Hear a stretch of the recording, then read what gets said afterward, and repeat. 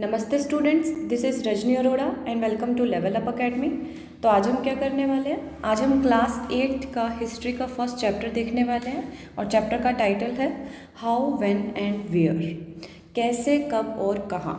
चलिए स्टार्ट करते हैं। तो उससे पहले मैं आपको ये बता देना चाहती हूँ कि क्लास 6 में जो आप हिस्ट्री पढ़ के आए हैं वो है हमारी एंशिएंट हिस्ट्री, जैसे बुद्धास वगैरह के बारे में आपने पढ़ा। और उसके बाद क्लास 7 में जो हिस्ट्री हमने डिस्कस की थी वो थी मेडिवल हिस्ट्री, जिसमें हमने मराठास के बारे में पढ़ा, मुगल्स के बारे में पढ़ा। और अब जो क्लास 8 की हिस्ट्री है वो है हमारी मॉडर्न हिस्ट्री। मॉडर्न हिस्ट्री इसलिए बोल रहे हैं क्योंकि ये हमारे ना आसपास की चीज़ों से ही रिलेटेड होगी, हमारे रिसेंट चीज़ों से रिलेटेड होगी। ठीक है, कोई बिल्डिंग कैसे डेवलप हो रही है, कोई बिल्डिंग कैसे इस्टेब्लिश हो रही है, कैसे सिटीज़ डेवलप हो रही हैं, तो ये सब चीज़ें जो हैं वो हमारी क्या रहेंगी, मॉडर्न हिस्ट्री के अंदर आएंगी।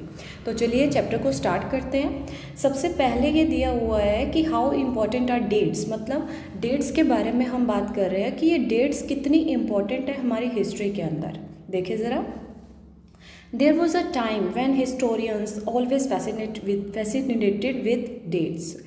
तो सबसे पहले ये बताया गया कि पहले एक टाइम था जब हिस्टोरियंस जो थे वो बहुत फैसिनेटेड होते थे, बहुत आकर्षित होते थे डेट्स के लिए, डेट्स की तरफ। ठीक है, There were heated debates about the dates on which rulers were crowned और battles were fought। मतलब ये क्या कह रहे हैं कि एक बहुत बड़ी बड़ी डिस्कशंस होती थी, बहुत बड़ी बड़ी डिबेट्स होती थी इन डेट्स के ऊपर कि कब एक रूलर को क्राउन मिला, मतलब कब वो रूलर बना, कब उसने कोई भी बैटल फोर्ट की, कब उसने कोई लड़ाई लड़ी।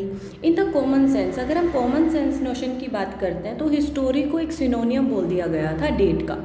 डेट कह लो या हिस्ट्री कह लो, ये एक ही बात होती थी। ठीक है, you may have heard people, आपने सुना होगा कि लोग बोलते हैं कि हिस्ट्री बहुत बोरिंग लगती है। क्यों? क्योंकि इसमें सिर्फ डेट्स को ही याद करना पड़ता है।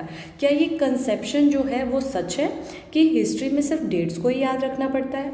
हिस्ट्री जो है वो बहुत certainly about the changes that occur over time, मतलब हिस्ट्री सिर्फ डेट्स की बात नहीं करती है, हिस्ट्री उन चेंजेस की बात करती है जो ओवर टाइम के साथ, जैसे टाइम के साथ साथ जो चेंज होती है चीज़ें, पहले कुछ हो रहा है, धीरे धीरे वो कुछ और हो रहा है, उसमें चेंजेस हो रहे हैं, over the period of time जो चेंजेस हो रहे हैं, हिस्ट्री उनकी बात करती है। It is about finding out how things were in the past, मतलब पास्ट में चीज़ें कैसे थी और over the period of time किस तरह से वो चेंज होती गई, हिस्ट्री उसके बारे में बात करती है। एज सुन एज, और हम यहाँ पर कंपेयर भी कर सकते हैं कि इसमें कंपैरिजन भी होता है पास्ट और प्रेजेंट का, बिफोर और आफ्टर का, कि पहले चीज़ें कैसे थी और उसके बाद चीज़ें कैसे रही। Living in the world we do not always ask historical questions about what we see around us, मतलब ये संसार में हम जैसे रहते हैं तो हम कभी भी हिस्टोरिकल क्वेश्चंस नहीं करते हैं कि हमारे चारों तरफ जो चीज़ें हैं वो क्या हैं, कैसी हैं, उसकी हिस्ट्री कैसी रही होगी। हम उन चीज़ों को बहुत ग्रांटेड, बहुत इजीली ले लेते हैं। जो भी हम अपने आसपास देखते हैं और जिस वर्ल्ड में हम रहते हैं उसमें बहुत सारी चीज़ें हैं जिसकी पूरी हिस्ट्री है पीछे, लेकिन हम कभी उनको सोचते ही नहीं हैं। ठीक है, लेकिन कई बार ऐसा मौका ज़रूर आता है, ऐसे मोमेंट ज़रूर आते हैं जब हम हैरान हो जाते हैं या फिर क्यूरियस हो जाते हैं चीज़ों को लेकर और उनके बारे में हम हिस्टोरिकल क्वेश्चंस भी करते हैं। ठीक है, वॉचिंग समवन सिप, कई बार हम देखते हैं रोड पर जाते हुए कि रोड साइड पर एक पर्सन बैठा है, वो चाय की दुकान पर चाय पी रहा है, तो हमारे माइंड में एकदम से आ जाता है कि इस चाय की, कॉफ़ी की हिस्ट्री क्या रही होगी। ठीक है, और कई बार ऐसा भी होता है कि हम ट्रेन में ट्रैवल कर रहे हैं और विंडो से बाहर निकल कर जब हम देखते हैं तब हम देखते हैं, सोचते हैं कि रेलवे कैसे बिल्ट हुई होंगी, कैसे इनकी पूरी हिस्ट्री रही होगी, है ना। और इसी तरह से कई बार जब हम न्यूज़पेपर पढ़ते हैं मॉर्निंग में बैठे हुए तो हम सोचते हैं कि जब ये न्यूज़पेपर प्रिंट नहीं होते थे तो लोगों को कैसे पता चलती थी इन्फॉर्मेशन। ठीक है, आगे देखिए ज़रा, नेक्स्ट पेज पे कंटिन्यू कर रहे हैं हम।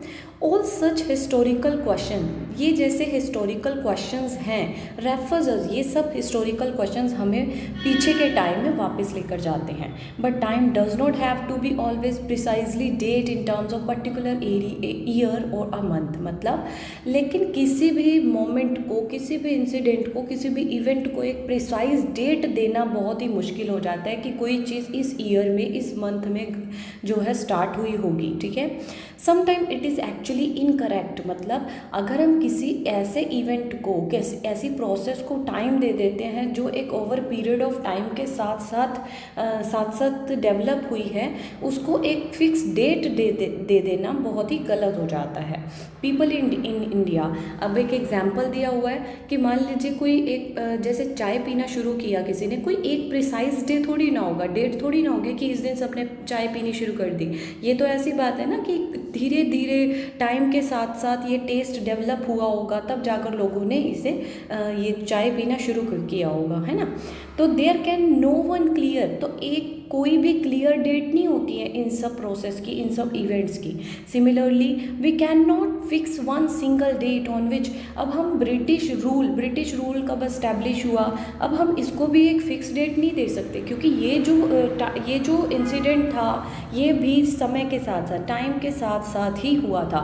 नेशनल मूवमेंट कब स्टार्ट हुआ, अब हम इसको फिक्स डेट नहीं दे सकते हैं। तो मतलब क्या कहना चाहते हैं कि जो चीज़ें, जो इंसिडेंट, जो इवेंट टाइम के साथ साथ हुए हैं, उनको एक फिक्स डेट दे देना गलत होगा।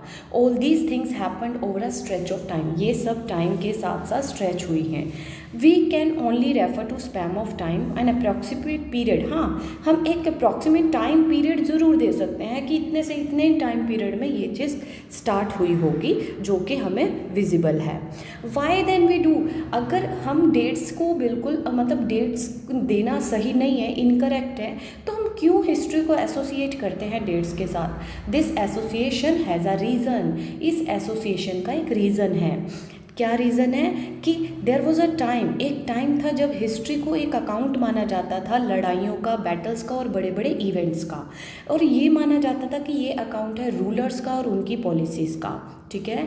हिस्टोरियंस रोट, हिस्टोरियन क्या लिखते थे, ये लिखते थे कि एक राजा को कब राज्य मिला, कब उसकी मैरिज हुई, कब उसके चाइल्ड हुआ, एक बच्चा हुआ, कब उसने एक पर्टिकुलर वार को जीता, कब उसकी डेथ हुई, और कब दूसरा रूलर जो है वो राज्य पाने में सफल रहा। For events such as these specific dates can be determined, तो इन इवेंट्स के लिए हमें एक स्पेसिफिक डेट चाहिए होती है। And in history such as these debates about dates continue be important, तो इसीलिए हिस्ट्री में ये डेट्स जो है वो इम्पॉर्टेंट रहती हैं। As you have seen in the history text book, अगर हम पास्ट के 2 साल की हिस्ट्री की टेक्स्ट बुक को उठाते हैं तो हम देखेंगे कि यहाँ के अब इश्यूज़ जो हैं वो चेंज हो चुके हैं, कि अब पहले वाली चीज़ों के ऊपर बात नहीं हो रही है। अब यहाँ पे कौन से इशू हैं कि कैसे लोगों ने अर्न करना शुरू किया, क्या लोगों ने प्रोड्यूस करना, खाना शुरू किया, सिटीज़ कैसे डेवलप हुई, मार्केट कैसे बनी, किंगडम कैसे फॉर्म हुआ, नए आइडियाज़ कैसे स्प्रेड हुए, हमारा कल्चर और सोसाइटी कैसे चेंज हो रहा है। तो ये सब जो है वो हमारे लिए नए इश्यूज रहते हैं, ठीक है। अब हमने पहले बात की कि डेट्स इंपॉर्टेंट है, तो कौन सी डेट्स इंपॉर्टेंट है, विच डेट्स आर इम्पॉर्टेंट। देखो तो इसमें बताया गया है कि कोई भी डेट तभी क्यों इम्पॉर्टेंट होती है, वो तभी इम्पॉर्टेंट होती है जब उसका एक क्राइटेरिया फिक्स किया जाता है। अब हम ये कह दें कि मैंने एक बुक लिखी है हिस्ट्री के बारे में, पास्ट के बारे में स्टोरी लिखी है, तो वो डेट इम्पॉर्टेंट हो जाएगी, नहीं, ऐसा कुछ नहीं है। जब कोई इंसिडेंट्स, कोई इवेंट्स पर्टिकुलरली इम्पॉर्टेंट होते हैं तभी वो डेट्स भी इम्पॉर्टेंट हो जाती है, ठीक है।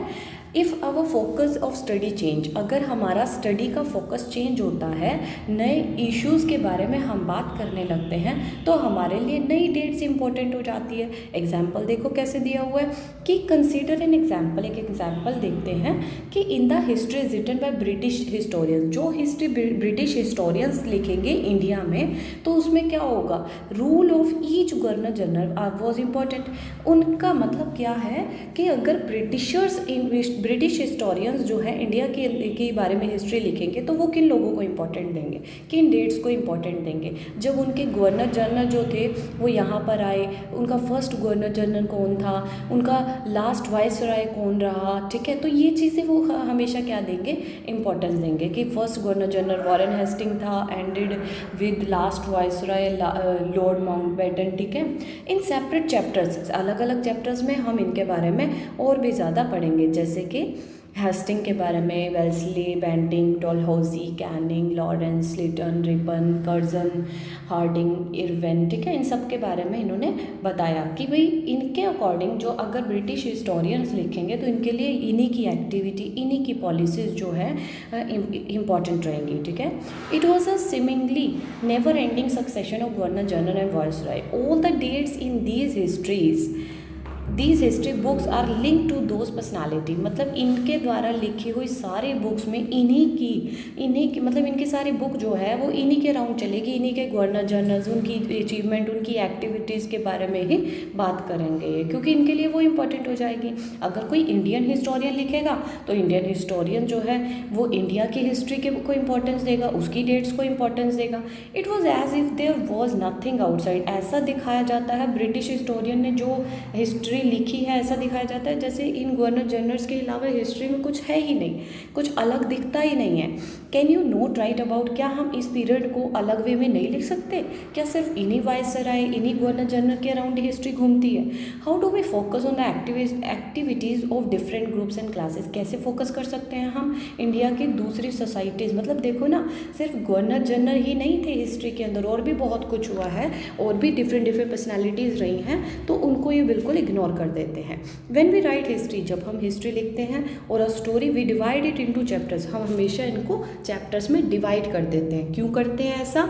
इसलिए करते हैं क्योंकि हर एक चैप्टर की अलग इंपॉर्टेंस होती है और हर एक चैप्टर की अलग स्टोरी होती है, जिसे एक सेंस देना ज़रूरी होता है, जिसे कि फॉलो किया जाए। In the process we focus only on those event, इसमें हम उन्हीं इवेंट्स को फोकस करते हैं जो हमारी स्टोरी को, जो हम बता रहे हैं, उसे शेप देते हैं। In the historians that revolve around, historians, British historians के टाइम की जो हिस्ट्री की बात करें तो वो सिर्फ ब्रिटिश गवर्नर जनरल के अराउंड ही घूमती है, उन्हीं की एक्टिविटी के अराउंड घूमती है। हमारे इंडियंस को ऐसे इसमें कोई भी जगह नहीं मिलती है। What then do we do, क्या करते हैं हम इसमें, क्या करते हैं? Clearly we need another format, इसलिए हमें एक अलग फॉर्मेट की ज़रूरत होती है। This would mean that old dates will no longer, कि पुरानी जो डेट्स हैं वो ज़्यादा नहीं रहती। The significance the earlier had, मतलब पहले जितनी इंपॉर्टेंस थी पुरानी डेट्स की, अब उनकी इतनी इंपॉर्टेंस नहीं है होती है। न्यू सेट ऑफ डेट जो है वो ज़्यादा इंपॉर्टेंट हो जाती है, ठीक है।